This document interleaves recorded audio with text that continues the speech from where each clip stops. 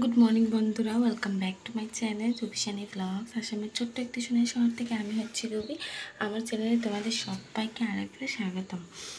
কেমন আছো সবাই? আশা করছি সবাই খুব ভালো আছো, আর আমিও তোমাদের ভালোবাসায় বেশ ভালো আছি। চলে এলাম নতুন আরেকটি ব্লগের সাথে। আশা করছি আজকের আমার ব্লগটা তোমাদের খুবই ভালো লাগবে। তো চলো, শুভ সকাল বন্ধুরা। আজকে হচ্ছে ওই তোমার আজকে হচ্ছে ওই তোমার সোমবার, আর এখন ঘড়ির কাটার সময় হচ্ছে ওই তোমার 6:45 এরকম বেজে গেছে। আজকে প্রায় অনেকটা লেটে উঠেছে। ওইদিকে ছেলেও উঠে পড়েছে মানে কি আবার শুয়ে যাচ্ছে। তো ওকে ডাকছি আর কি। তো চলো ওকে ডেকে নিই, আর এখন থেকে আমি আমার ব্লগটা শুরু করছি। আশা করছি আমার আজকের এই ব্লগটা তোমাদের ভালো লাগবে। তো চলো সম্পূর্ণ ব্লগ দেখতে থাকো, ভালো লাগবে। শীতকালে জানো তো বন্ধুরা, ওই বাইরের হাওয়াটা খেতে বেশ ভালো লাগে। সেটা গরমকালেও ভালো লাগে, কিন্তু কি বলো তো, গরমকালে কিন্তু আমরা তেমন বাইরে কিছু আবহাওয়ার বাতাস কিন্তু আমরা পাই না, তাই না বন্ধুরা? ওই জানলাটাই খুলেছি বলে পাতাগুলো এতটাই দেখতে ভালো লাগছে, কি আর বলবো। চলো আজকে আমি তোমাদের সাথে একটা টিপস শেয়ার করে নিচ্ছি। ওই যে দেখতে পাচ্ছ, এটা হলো রাতের পান্তা ভাত, মানে ঠান্ডা আমরা যেটা বলি সেটা। তো রাতের এই ভাতটা আমি ফেলে না দিয়ে এটাকে আমি সম্পূর্ণ আমার কাজে লাগাবো।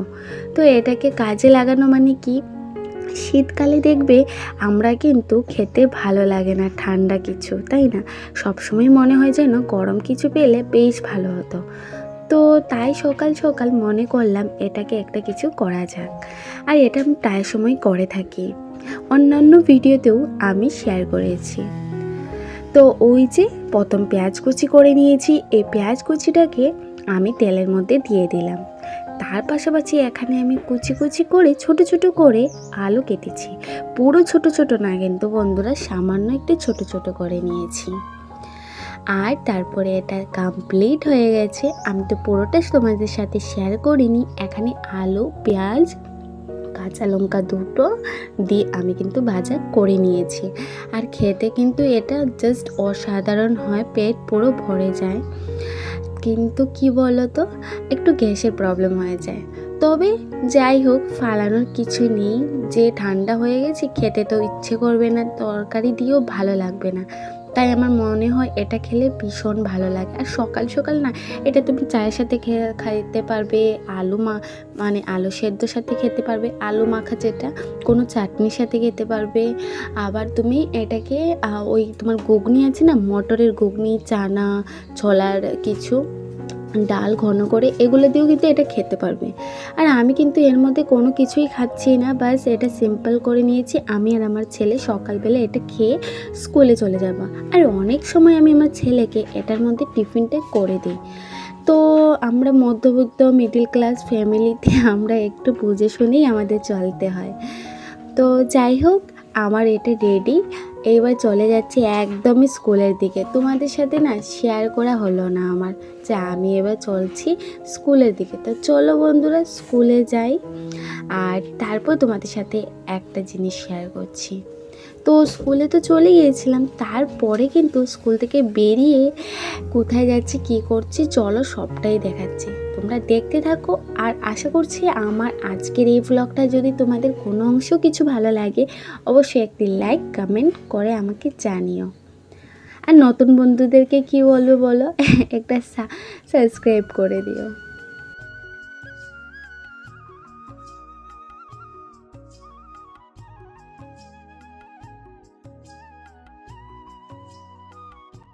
অনেক সময় কী হয় বন্ধুরা জানো তো, ওই যে আমি একটু বেরিয়ে গেছি স্কুল থেকে, আর মানে ছুটি হয়ে গেছে, আর একটু ক্যামেরাটা নড়াচড়া করছে, কিন্তু কি বলো তো, আমি তো বাইরে না তেমন ভিডিও করতে পারি না, যেটা সত্যি কথা। কারণ আমার খুবই লজ্জা করে, আমি ঠিকঠাক করে ক্যামেরাটা অনই করতে পারি না, বা ক্যামেরাটা ঠিকঠাক করে করতেই পারি না।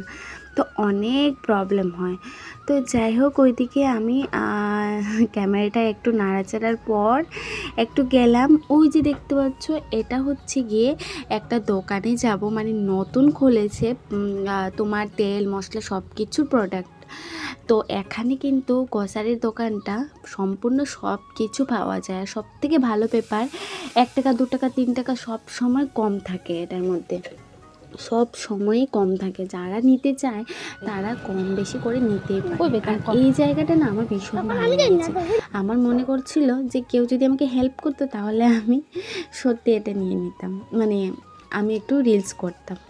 তো যাই হোক, মাসের শেষে না সংসারটা চালানো মানে ভীষণ একটা কঠিন ব্যাপার। আর যারা গৃহিণী বা ঘর চালায় তারাই একমাত্র জানে বাড়ির বউরা কতটা কষ্ট। তো প্রত্যেক মাসের প্রথম দিক থেকে আমি কি করি জানো তো, এই টাকা 10 টাকা 20 টাকা করে করে এটার মধ্যে সঞ্চয় করে রাখি। রাখার ক্ষেত্রে আমার কি হয় বলো তো, মাসের এখন আজকে তোমার প্রায় 27 তারিখ, তাই তো মাসটা পুরো শেষের দিকে। তো এই যে ওই যে 20 তারিখের পর থেকে চলাটা না মানে ভীষণ কষ্টকর হয়ে যায়। তো আমি একটুখানি ওই প্রথম দিকে এই যে 10 টাকা 20 টাকা করে রাখি, এই করে করে মানে আমি তোমার ওই প্রায় 200-250 টাকার মতো জমিয়েছি, ঠিক আছে। ওই 200-250 টাকা দিয়ে অল্প অল্প ধরো কিছু একটা খরচা, মানে সেই তো বেশি কিছু আনতে পারবো না, যাই মানে অল্প অল্প খরচা করে বুদ্ধি করে এভাবে নিজের সংসারটাকে টুকটাক করে চালাচ্ছি। তো আমার এই টিপসটা তোমাদের কেমন লেগেছে বন্ধুরা, প্লিজ আমাকে কমেন্ট করে জানিও। আর ছাদে একটু গিয়েছিলাম, ছাদে একটু কাপড় টুপড় মেলতে। স্কুলে গিয়েছি, স্কুল থেকে এসে ছাদের উপরে গেলাম, ওখানে একটু অনেক রকম কাপড় টাপড় মেলা আছে। আর একটুখানি অন্ধকার লাগছে না কেন বলো তো, ওই পুরো না মানে ক্যামেরাটার মধ্যে আলোটা পড়ছে না তো তাই। তো বন্ধুরা ওইদিকে শুভ সন্ধ্যা বন্ধুরা, ওইদিকে না সন্ধ্যার সময় বর এসেছিল, বলছে কিছু একটা খাবে, কিছু খাওয়া দাওয়া তেমন হয়নি দিনের বেলা। তো যাই হোক, আমার শাশুড়ি মা এসে বললো যে নিয়ে এই প্যাকেটটা, মানে সুজির প্যাকেটটা, বলছি এটা বানিয়ে ওকে দিয়ে দে, চায়ের সাথে খেয়ে নেবে, কারণ অল্প ভাত খেয়েছিল। আজকে আমার শাশুড়ি মা সুন্দর করে সাজিয়ে গুছিয়ে আমার বরকে ভাত দিয়েছিল। আমি একটুখানি গতকালকে মানে আজকে ধরো স্কুলে অনেকটা লেট হয়ে গিয়েছিল, ওই জন্য আর কি, আমি তো ঠিকঠাক করে ছিলাম না, মানে একটু দেরিতে এসেছিলাম ওই জন্য। আর আমি না সকালবেলায় সময় পাইনি বলে ভাতটা রান্না করে যেতে পারিনি। তরকারি ছিল, তার সত্ত্বেও আমার শাশুড়ি মা মানে আমার বরকে বা ওনার ছেলেকে সুন্দর করে সাজিয়ে গুছিয়ে এনে দিয়েছিল, কিন্তু তা কি বলো তো অল্প খেয়েছিল। এরকমই করে জানো, খেতে চায় না। আর ওইদিকে সুজিটা করে নিয়েছি, চা করে নিয়েছি, এবার ওকে সুজিটা দেই আর ওকে বলবো চাটা তুমি খেয়ে নেও। তারপর জানো তো রাতে চিন্তা করছি, বাবা দিন তো চলে গেল, আর যেহেতু তোমরা সবাই জানো মাসের শেষটা কতটা মানে একটু টেনে টেনে আমাদেরকে চলতে হয়। আর সেটাও না বন্ধুরা যে তোমরা হয়তো বলবে মাসে প্রথম দিকে হয়তো খুব হাসি মানে খুব খাওয়া দাওয়া হয়, সেটাও না, কিন্তু মাসে প্রথম দিক থেকে কিন্তু মিডিল ক্লাস ফ্যামিলিতে তত মানে হই হুল্লোড় হয় না। জাস্ট আমরা সবসময় মানে মানিয়ে গুছিয়ে সাধারণভাবেই চলি। তো যাই হোক, ওইদিকে না কিছু কয়েকটা মশলার প্যাকেট ছিল, এগুলো যত্ন করে রেখে দিয়েছি। আর রাতে শাক ভাজা ছিল, তারপর লাউ দিয়ে একটু মাছ ছিল, ওইগুলো রান্না করেছি। তো চলো আজকের মতো আমি বিদায় নিচ্ছি, দেখা হবে কালকে নতুন আরেকটি ব্লগের সাথে। ততক্ষণ সবাই খুব খুব ভালো থাকবে, সুস্থ থাকবে, দেখা হচ্ছে নতুন আরেকটি ফ্রেশ ভিডিওর সাথে।